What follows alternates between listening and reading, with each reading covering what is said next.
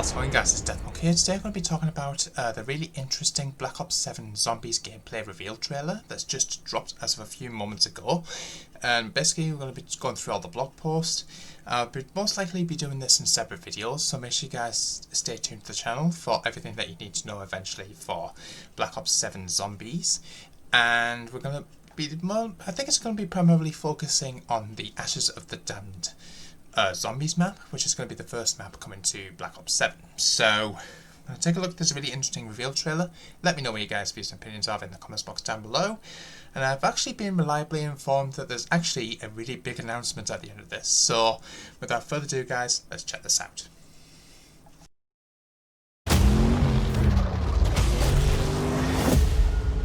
I know.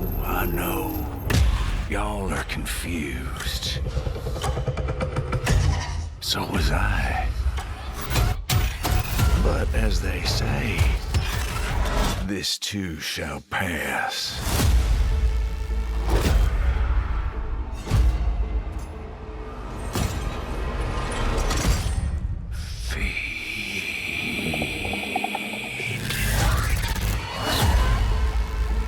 Let the carnage begin! Old Tessie and Ted, together again! Burn rubber!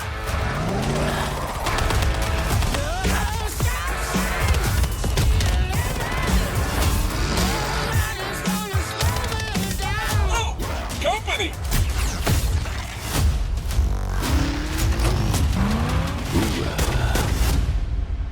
Like mowing a lawn of flesh!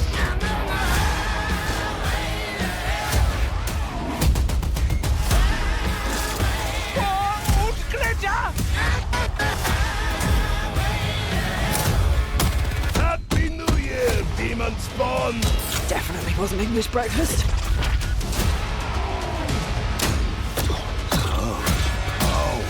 Literally at my fingertips.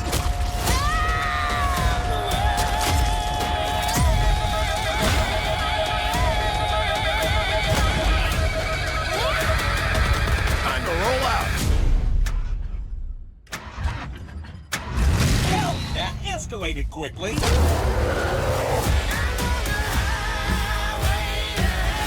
Play Zombies Survival in the beta.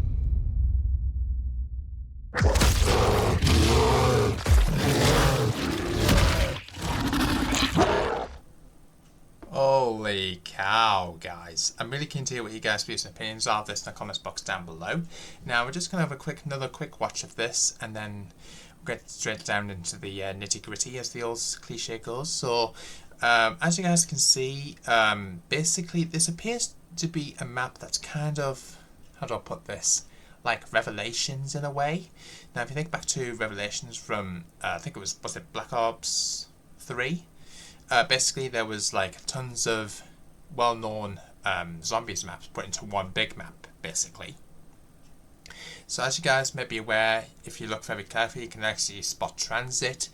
I believe I've been told 10 is also referenced in this, as well as Ascension with the big massive rocket you will have noticed in there as well. So very, very interesting to hear what you guys' views and opinions are of this in the comments box down below. As you guys can see, you've got the Wonder vehicle there. I believe it's called Old Jesse in the game, so that's really interesting. We're going to be going towards the Dark Ether again, continuing on from Black Ops 6's storyline, I suppose, which is really interesting. As you guys can see, there's the Transit Diner there. Very, very interesting in all its guts and glory, I suppose. I think is the very best way to describe it. There's the Ascension rocket station there, as you guys can see. So hopefully, I would love to see maybe a remaster of that as a future DLC map, but we'll have to wait and see. But really keen to hear what you guys' views and opinions of this in the comments box down below. And towards the end of that trailer, you will have noticed that for the first time ever in the Call of Duty franchise, Zombies is going to be playable as a survival mode in the beta. Now, I don't know if it's going to be playable in the multiplayer beta at the same time, or whether it's going to have its own separate beta, but that's going to be interesting to take note of, so I'm really keen to hear what you guys' views and opinions are of this in the comments box down below. but we'll have to wait and see on that. And of course, at the end of this trailer, one of the main bosses, this bear, doing a death animation. So that is really interesting. Again, let me know what you guys' views and opinions are there. So, welcome to Ashes of the Dam, the first Black Ops 7 round-based zombies map available to play at the launch of the game on November 14th. So as you guys can see, we've got a narrative overview. So we've got basically a mention of all 8. Is it 8 operators? 1, 2, 3, 4, 5, 6, 7, 8. Yeah. Are all dedicated crew characters, and although any Black Ops 7 operator can be chosen in zombies, you'll experience additional conversations and the richer story for you and your team as you choose from the crew. So that's really interesting. So we've actually got a little bit more in detail about what the actual map looks like. So I've got the Janus Towers Plaza. So this is like the outside area of where Janus Towers is on the ground floor that we experienced during Black Ops 6 zombies. A triple-towered superstructure has violently crashed into a warped and hostile dimension. One tower has collapsed completely, where electricity sparks and crackles from severed power lines arcing into the oppressive skies. Then we've got Van Dorn Farm. Once idyllic homestead, now a horrific memory of one family's descent into madness and ritualistic terror. So that's interesting. We've got Blackwater Lake. Tormented phantoms and a drowning in the dark waters. A single act of horror is remembered across an afterlife of guilt. We've got Ashwood, a frontier town sunken into a rift, overrun, its inhabitants massacred in a war of a bygone era. The dead are more than memories here. We've got Exit 115, which is rather ironic.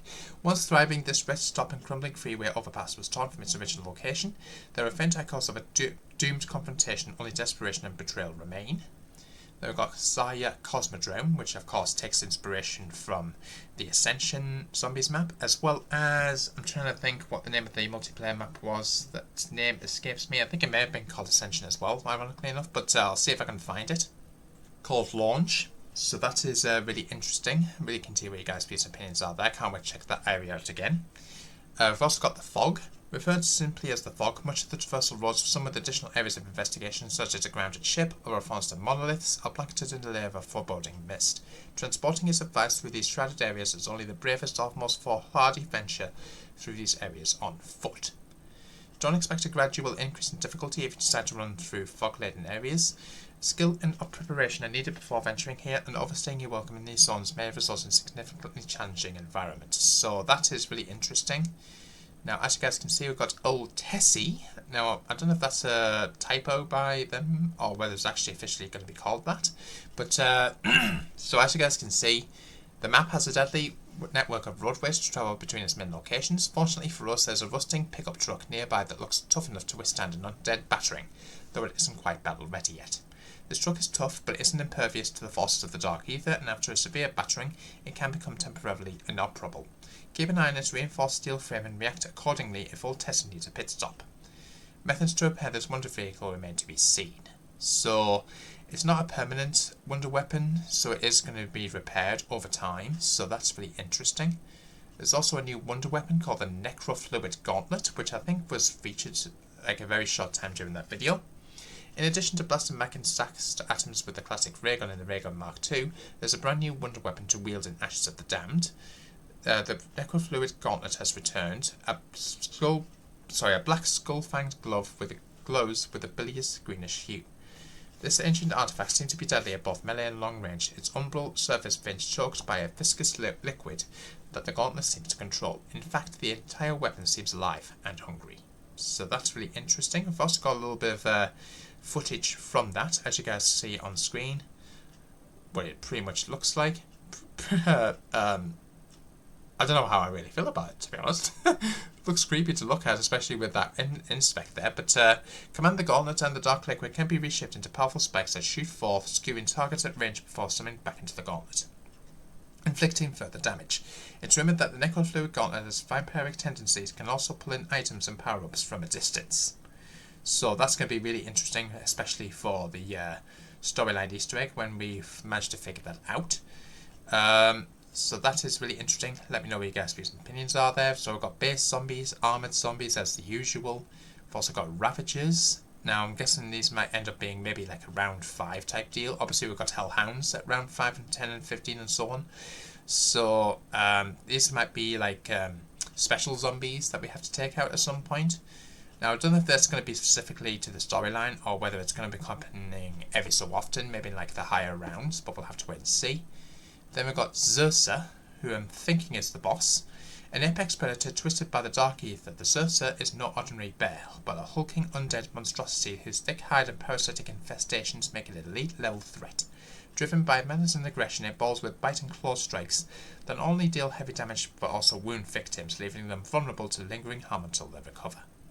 And as you guys can see, we actually saw his death animation towards the end of that trailer that we just watched. So, when the Zursa rolls into combat, expect it to charge on all fours, battering through teams or slamming into old Tessie.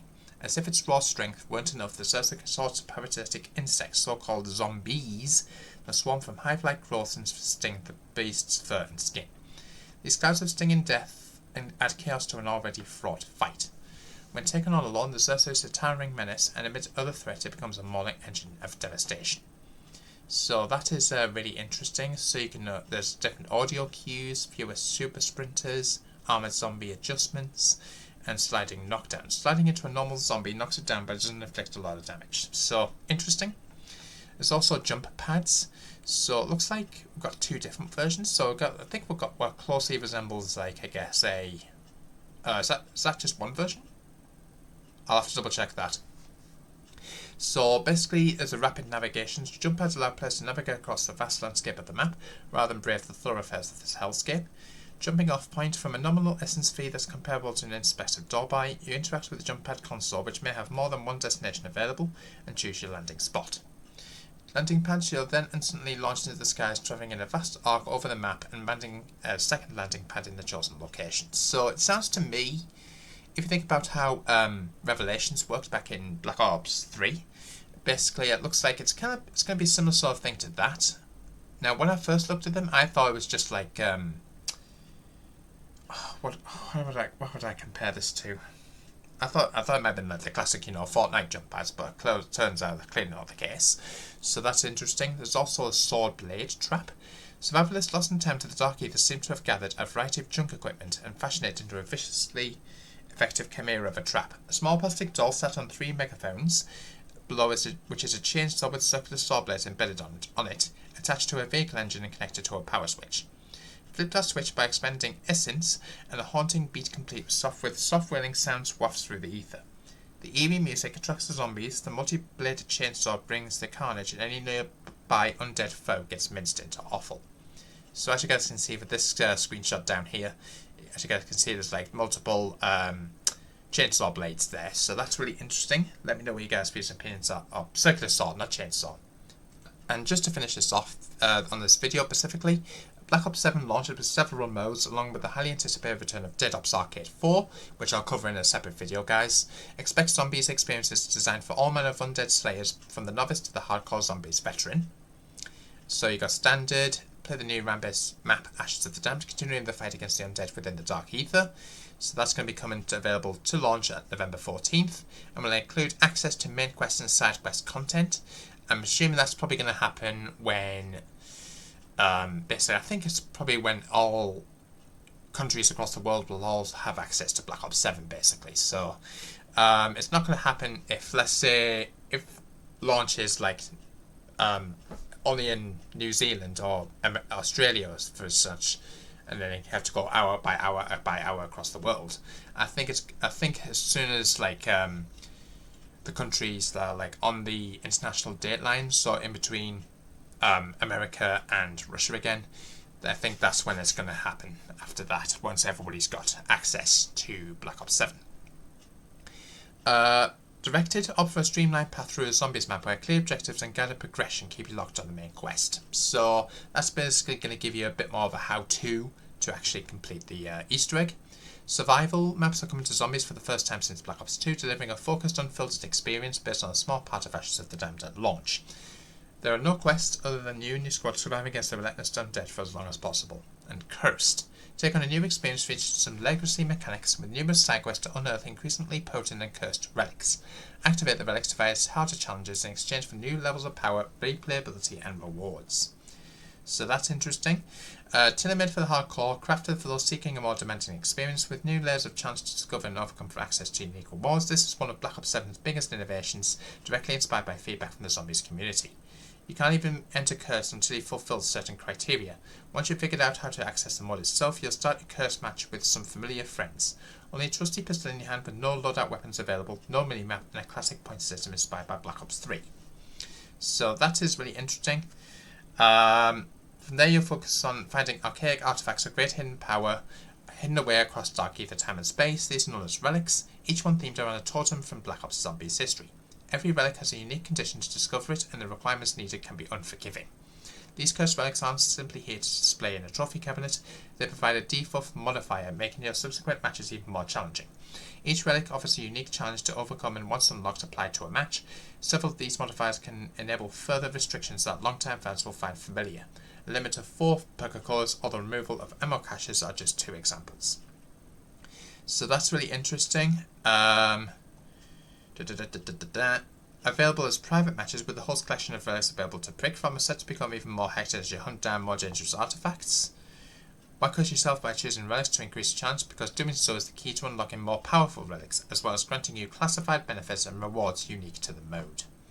So that's really interesting. So I've got survival mode intel. Very, very interesting stuff there. So once the power to the farm has been restored, you have a focused plan to survive as long as possible with as little chance of escape. So any accessible caches and machines available in standard mode appear in an identical location in any survival mode. Any other interactive crafting tables, warbars or machines not in the standard mode area of the map are moved into the survival map, allowing you to fully tooled up provided you've got the necessary essence and salvage. So that's interesting, as you guys can see. And the best part, you'll be able to play survival mode in the Black Ops 7 beta. Get ready to sink your teeth into a small taste of the full Ashes of the Damned experience next weekend. Look for more information about accessing this mod in our forthcoming Call of Duty Next coverage on September the 30th. So, as you guys can see, in the mode, a range of weapons from the primary or secondary categories, specific attachments within the gunsmith continue to offer zombie-specific benefit, like an increased chance at criticals or salvage, single melee weapon, a field upgrade, lethal equipment, gobblegum pack, and tactical equipment. So that's interesting.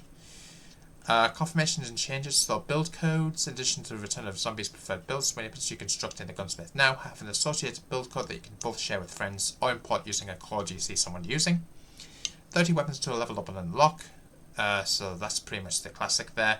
Weapon prestige is available in zombies for all Black Ops 7 weapons, to ability to unlock a unique prestige attachment and more weapon camos with each weapon. Support weapons, including the all-new Disciple Injection. There's a selection of Black Ops 7 ordnance. Find these as drop loot or build them at your own crafting table. So that is really interesting stuff there, guys. Essence and salvage, they're confirmed to be coming. I don't think there's going to be much change with that, to be honest with you. Only main changes, Gobblegums can now be recycled to receive instant additional essence. The amount you receive is determined by the Gobblegum's rarity. Okay, so that's interesting. Amassing missed salvage. If you find salvage hard to come by, expect some help in this regard. Every 10 rounds you're awarded around 50% of any salvage you previously missed picking up and which subsequently disappeared, along with an on-screen message including this good fortune. So as you guys can see, there's going to be insta-kill, double points, max ammo, nuke, fire sale, bonus points, full power, max armor, and random perk. So I'm pretty sure that's all the classic ones there. Very, very keen to hear what you guys' views and opinions are of this. Let me know in the comments box down below. Hope you guys found this really interesting. If you did, smash the thumbs up button, like, comment, subscribe, hit the notification bell, and I'll see you guys in the next one. Peace out.